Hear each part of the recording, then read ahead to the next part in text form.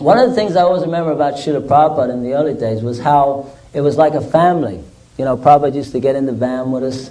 We used to go to these houses and sometimes there were just Bangladeshi refugees or something, and we'd be sitting in the house eating on the floor with Srila Prabhupada, and we'd get back in the Sankirtan van, and then we'd get back to the temple. Sometimes it was late, and even Prabhupada would ask to cook prasadam. We'd have prasadam.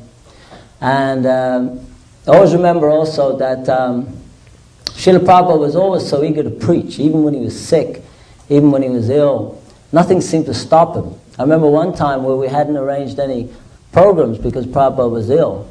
And we went into Prabhupada's room, and Prabhupada asked, I can't remember who he was asking, whether it was Tamal Krishna or something. He said, why is there no programs? And then we said, well, Prabhupada, because you're sick, Prabhupada. Prabhupada, sick? Prabhupada said, I am like the cow. Wherever you take me, I will give milk. Prabhupada said, do you remember that one? Yes. That was such a nice expression. Another thing I wanted to mention, which was very beautiful about Prabhupada, was he used to give a class in the morning, and then afterwards we used to go up to his room sometimes, and then he'd listen to it on the tape afterwards. Remember that? And I remember one time we were sitting there listening to the tape, and then Prabhupada would stop and he'd say, so, what do you think of this point? Isn't it like that? And we discussed the points, and then one devotee was getting bewildered, and he said, Prabhupada, why do you listen to your own tapes? You know, he just said it like in a kind of, and I thought that was a real funny thing. And Prabhupada said, because I did not speak them. It was just so wonderful the way he said it. He said, because I did not speak them.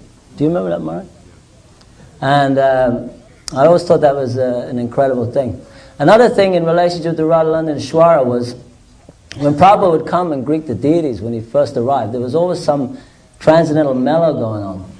And I know one time when Prabhupada was speaking, and suddenly he got very emotional.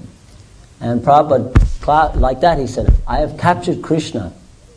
He said, I have captured Krishna. Either it was during a class or something, but he said, I'm holding him here for you. He said, I'm holding him, now you please come. You please come and take. Like that. It was always remember that. But the beauty was that Prabhupada was so personal, and every single interest was there. I'll tell you a funny story was that how Prabhupada was almost all pervasive. And that was that in 1970, I think everyone went off to India. So everyone just disappeared. Suddenly the temple was kind of half empty. And Mukunda Maharaj was there. And then all of a sudden Mukunda Maharaj says to me, I'm going off to LA. And I said, well, who's going to take charge? I said, oh, you can be in charge. And I was only 18 at the time. And my parents didn't even know I was a devotee at that time. And I remember I had to go and do a television interview as the head of the Hare Krishna movement. And that was the first time my parents ever saw me.